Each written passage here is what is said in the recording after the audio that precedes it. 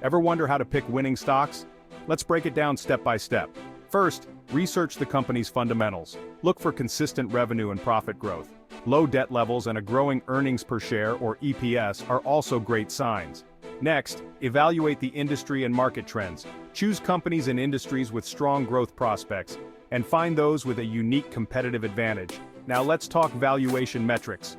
The price to earnings or PE ratio can help spot undervalued stocks. The price to book or PB ratio shows how much investors are willing to pay for a company's assets.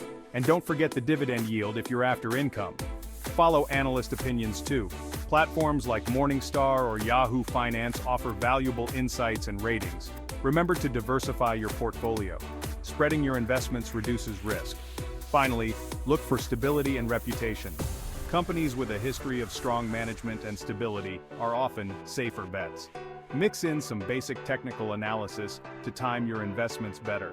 Use tools like moving averages or the relative strength index. With these tips, you're on your way to making confident and informed stock choices.